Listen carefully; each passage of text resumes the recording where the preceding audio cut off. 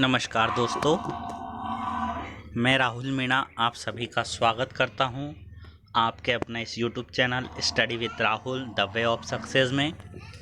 दोस्तों, जैसा कि आप सभी जानते हैं कि हमने प्राचीन भारत के इतिहास के ऑब्जेक्टिव टाइप क्वेश्चंस की सीरीज प्रारंभ की है और दोस्तों इसी कड़ी में हम आगे बढ़ते हुए आज हम हमारी अगली सीरीज जो अगला लेक्चर है उसमें हम मौर्योत्तर काल अर्थात मौर्य काल के बाद का जो काल होता है और गुप्त काल से पहले का जो समय है उसके बारे में हम पढ़ेंगे दोस्तों।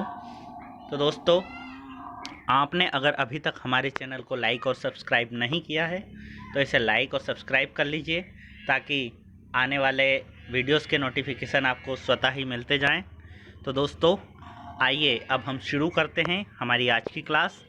और दोस्तों, हमारी आज की क्लास में हमारा आज का पहला प्रश्न है, अंतिम मौर्य सम्राट बृहदत्त की हत्या कर किसने शुंग वंश की स्थापना की? तो दोस्तों हमारे इस पहले क्वेश्चन का आंसर है ऑप्शन ए, पुष्यमित्र शुंग।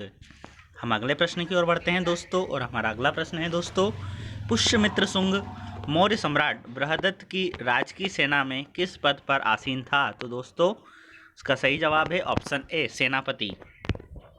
हमारा अगला प्रश्न है मित्रों, कणव या काणव वंश का संस्थापक कौन था? तो दोस्तों इसका सही जवाब है ऑप्शन ए, वासुदेव।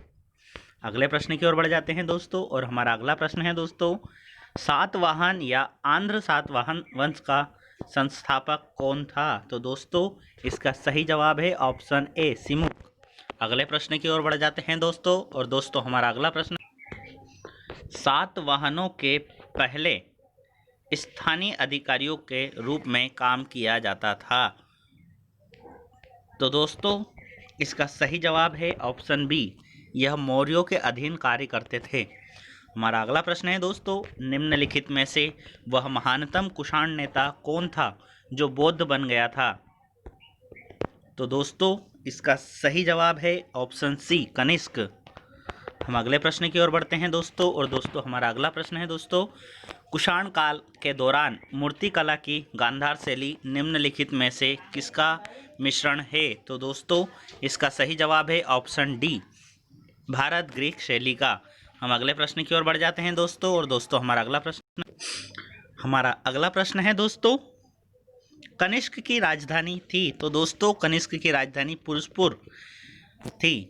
दोस्तों अगले प्रश्न की ओर बढ़ जाते हैं दोस्तों, पुरुषपुर निम्नलिखित में से किसका दूसरा नाम है? तो दोस्तों इसका सही जवाब है ऑप्शन सी, पेशावर, जो कि दोस्तों पाकिस्तान के अंतर्गत आता है। हम अगले प्रश्न की ओर बढ़ जाते हैं दोस्तों और दोस्तों हमारा अगला प्रश्न है, चरक किसके राज चिकित्सक या राजवैद्य थे? तो दोस्तों इसका सही जवाब है ऑप्शन डी, कनिष्क के। हम अगले प्रश्न की ओर बढ़ जाते हैं दोस्तों और दोस्तों हमारा अगला प्रश्न है, तक्षशिला के प्रसिद्ध स्थल होने का क्या कारण है? तो दोस्तों यह गांधार कला का एक स्थान था। अगले प्रश्न की ओर बढ़ जाते हैं दोस्तों और दोस्तों हमारा अगला प्रश्न है, भारत ने सर्वप्रथम स्वर्ण मुद्राएं किसके द्वारा चलाई गई थी? तो दोस्तों इसका सही जवाब है ऑप्शन ए, इंडो बैक्ट्रियन द्वारा। अगले प्रश्न की ओर बढ़ जाते हैं दोस्तों, किस संग्रहालय में कुषाणकालीन मूर्तियों का संग्रहण अधिक मात्रा में है? तो दोस्तों इसका सही जवाब है ऑप्शन ए, मथुरा संग्रहालय में। अगले प्रश्न की ओर बढ़ते हैं दोस्तों, निम्न में से किसने सोने के सर्वाधिक शुद्ध सिक्के जारी करवाए? तो दोस्तों इसका सही जवाब है ऑप्शन ए, कुषाण। अगले प्रश्न की ओर बढ़ जाते हैं दोस्तों और दोस्तों हमारा अगला प्रश्न है दोस्तों, सातवाहनों के समय में मुद्रा सर्वाधिक किस धातु के बने थे? तो दोस्तों इनके समय सीसा धातु के बने हुए थे। अगले प्रश्न की ओर बढ़ जाते हैं दोस्तों और दोस्तों हमारा अगला प्रश्न है, निम्नलिखित में से कनिष्क के समकालीन कौन थे? तो दोस्तों इसका सही जवाब है ऑप्शन बी, नागार्जुन, अश्वघोष तथा वसुमित्र। हमारा अगला प्रश्न है दोस्तों, किस वंश के शासकों ने ब्राह्मणों एवं बौद्ध भिक्षुओं को करमुक्त भूमि या गांव या भूमि दान देने की प्रथा आरंभ करी थी? तो दोस्तों इसका सही जवाब है सातवाहन। हमारा अगला प्रश्न है दोस्तों, भारतीय रंगमंच में यवनिका या पर्दे का शुभारंभ किसने किया था? तो दोस्तों इसका सही जवाब है ऑप्शन सी, यूनानियों द्वारा। अगले प्रश्न की ओर बढ़ जाते हैं दोस्तों। और दोस्तों हमारा अगला प्रश्न है, भारत में महान रेशम मार्ग या सिल्क रूट किसने आरंभ किया था? तो दोस्तों इसका सही जवाब है कनिष्क। अगले प्रश्न की ओर बढ़ते हैं दोस्तों, निम्न में से किसने बड़े पैमाने पर स्वर्ण मुद्राएं चलाई थी? तो दोस्तों इसका सही जवाब है ऑप्शन सी, कुषाण शासक ने। अगले प्रश्न की ओर बढ़ जाते हैं दोस्तों, चरक और नागार्जुन किसके दरबार की शोभा थे? तो दोस्तों इसका सही जवाब है ऑप्शन ए, कनिष्क के। अगले प्रश्न की ओर बढ़ जाते हैं दोस्तों। और दोस्तों हमारा अगला प्रश्न है, शक संवत का प्रारंभ किस सम्राट के शासनकाल में 78 ईस्वी में हुआ था? तो दोस्तों इसका सही जवाब है ऑप्शन बी, कनिष्क। अगला प्रश्न है दोस्तों, तक्षशिला विश्वविद्यालय स्थित है? तो दोस्तों इसका सही जवाब है ऑप्शन ए, पाकिस्तान में। अगला प्रश्न है दोस्तों, प्राचीन काल में कलिंग का महान शासक कौन था?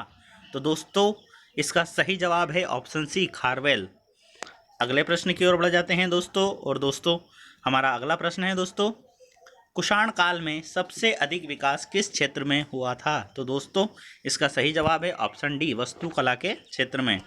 हमारा अगला प्रश्न है दोस्तों, सातवाहनों ने आरंभिक दिनों में अपना शासन कहाँ शुरू किया? तो दोस्तों इसका सही जवाब है ऑप्शन डी, आंध्र प्रदेश के क्षेत्र में। हमारा अगला प्रश्न है दोस्तों,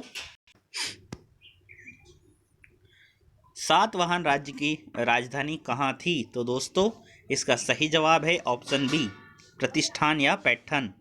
अगले प्रश्न की ओर बढ़ जाते हैं दोस्तों, निम्नलिखित में से कौन सा अभिलेख कलिंग नरेश खारवेल से संबंधित है? तो दोस्तों इसका सही जवाब है ऑप्शन ए, हाथी गुम्फा अभिलेख। अगले प्रश्न की ओर बढ़ते हैं दोस्तों, किस सातवाहन नरेश ने गथा सप्तशती नामक महत्वपूर्ण कृति की रचना की थी? तो दोस्तों इसका सही जवाब है ऑप्शन सी, हाल। हमारा अगला प्रश्न है दोस्तों, सातवाहन शासकों की राजकीय भाषा क्या थी? तो दोस्तों इसका सही जवाब है ऑप्शन बी, प्राकृत भाषा। अगला प्रश्न है दोस्तों, निम्नलिखित राजवंशों का विचार कीजिए। तो दोस्तों इसका सही जवाब है ऑप्शन डी। दोस्तों सर्वप्रथम शुंग वंश की स्थापना हुई थी दोस्तों, इसके बाद दोस्तों सातवाहन, फिर दोस्तों नंबर आता है गुप्त वंश का, तथा दोस्तों इसके बाद अंत में चोल वंश का समय आता है, अर्थात दोस्तों ऑप्शन डी इसका सही जवाब होगा। अगले प्रश्न की ओर बढ़ जाते हैं दोस्तों। और दोस्तों हमारा अगला प्रश्न है, मौर्य साम्राज्य के ध्वंस के पश्चात कई आक्रमणों की श्रृंखला रही, भारत पर सबसे पहले आक्रमण निम्नलिखित में से किसने किया? तो दोस्तों इसका सही जवाब है, बैक्ट्रियन या ग्रीक लोगों ने सर्वप्रथम भारत पर आक्रमण किया। हमारा अगला प्रश्न है दोस्तों, जोड़ी सुमेलित कीजिए। दोस्तों शासक और उनकी उपाधि के अनुरूप जोड़ी को सुमेलित करना है। तो दोस्तों अशोक, जिसे प्रियदर्शी के नाम से भी जाना जाता था दोस्तों। कनिष्क, दोस्तों कनिष्क को देवपुत्र के नाम से जाना जाता था दोस्तों। खारवेल ये जो कि कलिंग चक्रवर्ती के नाम से जाना जाता था। और दोस्तों कुमारगुप्त, जिसे महेंद्रादित्य के नाम से जाना जाता था दोस्तों, अर्थात ऑप्शन डी इसका सही जवाब होगा। हमारा अगला प्रश्न है दोस्तों, विक्रम संवत कब प्रारंभ हुआ था? तो दोस्तों इसका सही जवाब है ऑप्शन बी, 58 ईसा पूर्व। अगले प्रश्न की ओर बढ़ जाते हैं दोस्तों। और दोस्तों हमारा अगला प्रश्न है, जोड़ी सुमेलित कीजिए जो कि संवतवार और किस समय में गणना की जाती है। तो दोस्तों हम इसका मिलान करते हैं दोस्तों। और दोस्तों विक्रम संवत जो कि 58 ईसा पूर्व में प्रारंभ हुआ था दोस्तों। इसके बाद दोस्तों शक संवत जो कि 78 ईस्वी में प्रारंभ हुआ था दोस्तों। इसके बाद आता है गुप्त संवत्सर का, तो दोस्तों यह 320 ईस्वी में प्रारंभ हुआ था दोस्तों। तथा दोस्तों कली संवत्सर यह दोस्तों 310 ईसा पूर्व में इसका प्रारंभ हुआ था दोस्तों, अर्थात ऑप्शन डी इसका सही जवाब होगा। हम अगले प्रश्न की ओर बढ़ जाते हैं दोस्तों। और दोस्तों हमारा अगला प्रश्न है, मौर्यों के बाद दक्षिण भारत में सबसे प्रभावी राज्य था? तो दोस्तों इसका सही जवाब है ऑप्शन ए, सातवाहन। अगला प्रश्न की ओर बढ़ जाते हैं दोस्तों, बुद्ध की खड़ी प्रतिमा निम्न में से किस काल में बनाई गई थी? तो दोस्तों इसका सही जवाब है ऑप्शन बी, कुषाण काल में। हमारा अगला प्रश्न है दोस्तों, और दोस्तों शुंग वंश के बाद किस वंश ने भारत पर राज किया? तो दोस्तों शुंग के बाद भारत में कण्व वंश ने राज किया दोस्तों। हमारा अगला प्रश्न है दोस्तों, किस चीनी जनरल ने कनिष्क को हराया था? तो दोस्तों इसका सही जवाब है पेन चाओ। हमारा अगला प्रश्न है दोस्तों, और हम अगले प्रश्न की ओर बढ़ जाते हैं दोस्तों। उत्तरी और उत्तरी पश्चिमी भारत में सर्वाधिक संख्या में तांबे के सिक्कों को जारी किया था। तो दोस्तों इसका सही जवाब है ऑप्शन बी, कुषाणों ने। हम अगले प्रश्न की ओर बढ़ जाते हैं दोस्तों, जिसमें कारण और कथन दोनों दिए हुए हैं दोस्तों। तो सर्वप्रथम हम कथन पढ़ेंगे। कुषाण फारस की खाड़ी और लाल सागर से होते हुए व्यापार करते थे। दोस्तों इसका कारण बताया, उसकी सुसंगठित सेना उच्च कोटि की थी। तो दोस्तों इसका सही जवाब है ऑप्शन सी, ए सही है, किंतु उसका आर या कारण गलत है। हम अगले प्रश्न की ओर बढ़ जाते हैं दोस्तों, और दोस्तों हमारा अगला प्रश्न है दोस्तों, जो कला शैली भारतीय और ग्रीक या यूनानी शैली का सम्मिश्रण है उसे क्या कहा जाता है। तो दोस्तों इसका सही जवाब है गांधार शैली। हमारा अगला प्रश्न है दोस्तों, कनिष्क बुद्ध धर्म के किस शासक का अनुयायी था जिसका प्रसार उसने मध्य एशिया तथा सुदूर के पूर्व में किया था। तो दोस्तों इसका सही जवाब है ऑप्शन सी, महायान शाखा का। अगले प्रश्न की ओर बढ़ जाते हैं दोस्तों, कनिष्क के शासनकाल की सर्वाधिक महत्वपूर्ण घटना कौन सी थी। तो दोस्तों इसका सही जवाब है ऑप्शन सी, इसके शासनकाल में चौथी बौद्ध संगीति हुई थी। हम अगले प्रश्न की ओर बढ़ जाते हैं दोस्तों, और हमारा अगला प्रश्न है दोस्तों, प्राचीन भारत का महान वैराण्यक पतंजलि किसके समकालीन था। तो दोस्तों इसका सही जवाब है ऑप्शन डी, पुष्यमित्र शुंग के समय। सर्वप्रथम भारत में विशुद्ध संस्कृत भाषा में लंबा अभिलेख किस राजा द्वारा जारी किया गया था। तो दोस्तों इसका सही जवाब है ऑप्शन बी, शक राजा रुद्रदामन द्वारा। अगले प्रश्न की ओर बढ़ जाते हैं दोस्तों, और दोस्तों हमारा अगला प्रश्न है, किस राजा के शासनकाल में ईसाई धर्म प्रचारक सेंट थॉमस भारत आया था। तो दोस्तों इसका सही जवाब है ऑप्शन सी, गोंडो फर्नियस। अगले प्रश्न है दोस्तों, किस कुषाण शासक ने सर्वप्रथम स्वर्ण मुद्राएं जारी करी थी। तो दोस्तों इसका सही जवाब है दोस्तों ऑप्शन बी, कड़फिशियस सेकंड ने। हम अगले प्रश्न की ओर बढ़ जाते हैं दोस्तों, और दोस्तों हमारा अगला प्रश्न है, किस वंश के शासकों ने छत्रक प्रणाली का प्रयोग किया था। तो दोस्तों इसका सही जवाब है ऑप्शन डी, शकों ने। अगले प्रश्न की ओर बढ़ जाते हैं दोस्तों, और दोस्तों हमारा अगला प्रश्न है, त्रातर या मुक्तिदाता की उपाधि किस वंश के शासकों ने धारण की थी। तो दोस्तों इसका सही जवाब है ऑप्शन ए, शक शासकों ने। हमारा अगला प्रश्न है दोस्तों, प्राचीन काल में भारत पर आक्रमणों के संबंध में कौन सा क्रम सही कालानुक्रम है। तो दोस्तों इसका सही जवाब है दोस्तों ऑप्शन ए, सर्वप्रथम यूनानी, शक और फिर इसके बाद कुषाणों ने भारत पर आक्रमण किया था। हमारा अगला प्रश्न है दोस्तों, भारत में प्रथम बार सैनिक शासन व्यवहार में लाया गया था। तो दोस्तों इसका सही जवाब है ऑप्शन ए, ग्रीकों द्वारा। अगले प्रश्न की ओर बढ़ जाते हैं दोस्तों, और दोस्तों हमारा अगला प्रश्न है, ईसा पूर्व दूसरी सदी के प्रारंभ में उत्तरी अफगानिस्तान में स्थापित भारत यूनानी राज्य था। तो दोस्तों इसका सही जवाब है ऑप्शन ए, बैक्ट्रिया। अगले प्रश्न की ओर बढ़ते हैं दोस्तों, चार धातुओं सोना, चांदी, तांबा और सीसा के सम्मिश्रण से बनने वाले सिक्के को क्या कहा जाता था।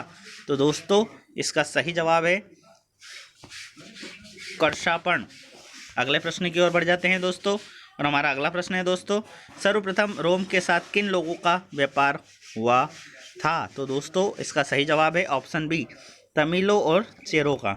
अगले प्रश्न की ओर बढ़ जाते हैं दोस्तों, और हमारा अगला प्रश्न है दोस्तों, मौर्योत्तरकालीन प्रमुख बंदरगाहों में से कौन सा असत्य है। तो दोस्तों इसका सही जवाब है ऑप्शन डी, कोचिन। अगले प्रश्न की ओर बढ़ जाते हैं दोस्तों, निम्न में से किस स्थान को पेरिप्लस ऑफ द इरिथ्रियन सी के में पोंडू के नाम से संबोधित किया जाता था। तो दोस्तों इसका सही जवाब है ऑप्शन बी, अरिकामेडू। अगले प्रश्न की ओर बढ़ जाते हैं दोस्तों, और दोस्तों हमारा अगला प्रश्न है,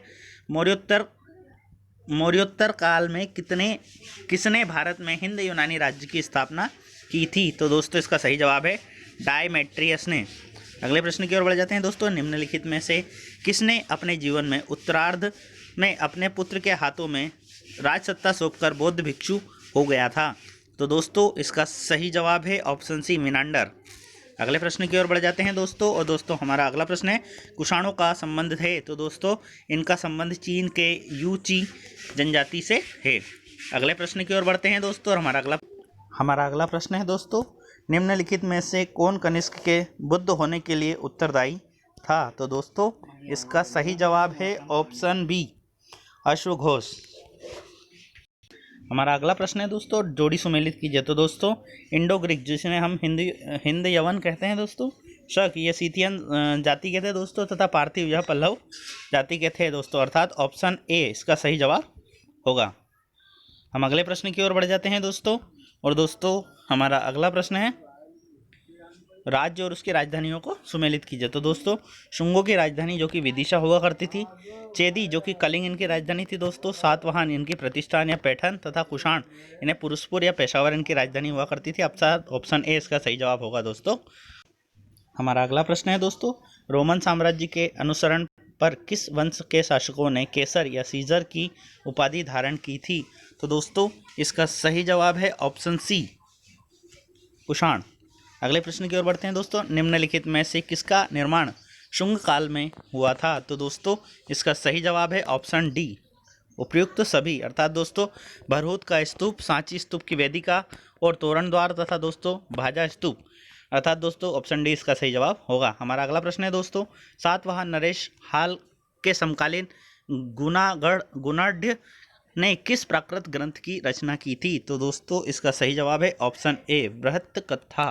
अगले प्रश्न की ओर, हमारा अगला प्रश्न है दोस्तों, निम्नलिखित कथनों पर विचार कीजिए। तो दोस्तों ऑप्शन डी इसका सही जवाब होगा, अर्थात दोस्तों बोध गया में शशांक ने बोधि वृक्ष को काट दिया था। हमारा अगला प्रश्न है दोस्तों, निम्नलिखित में से किस अभिलेख में चंद्रगुप्त मौर्य और अशोक दोनों का उल्लेखन किया गया है? तो दोस्तों इसका सही जवाब है ऑप्शन बी, महाक्षत्रप रुद्रदामन का जूनागढ़ अभिलेख। अगला प्रश्न है दोस्तों, प्राचीन भारत में निम्न में से किस एक ने नियमित रूप से सोने के सिक्के चलाए थे? तो दोस्तों इसका सही जवाब है ऑप्शन सी, कुषाण। हम अगले प्रश्न की ओर बढ़ते हैं दोस्तों, और हमारा अगला प्रश्न है दोस्तों, कलिंग नरेश खारवेल किस वंश से संबंधित था? तो दोस्तों इसका सही जवाब है ऑप्शन ए, चेदी वंश से। हमारा अगला प्रश्न है दोस्तों, हमारा आज का आखिरी प्रश्न है दोस्तों, प्राचीन भारत में देश की अर्थव्यवस्था में अत्यंत महत्वपूर्ण भूमिका निभाने वाली श्रेणी संगठन के संदर्भ में निम्नलिखित में से कौन सा कथन सत्य है? तो दोस्तों इसका सही जवाब है ऑप्शन सी, केवल 2 और 3, अर्थात दोस्तों श्रेणी ही वेतन, काम करने के नियमों, मानकों और कीमतों को सुनिश्चित करती है, तथा दोस्तों तीसरा, श्रेणी का अपने सदस्यों पर न्यायिक अधिकार होता है। तो दोस्तों आज के लिए फ़िलहाल इतना ही। जय हिंद, जय भारत, थैंक यू।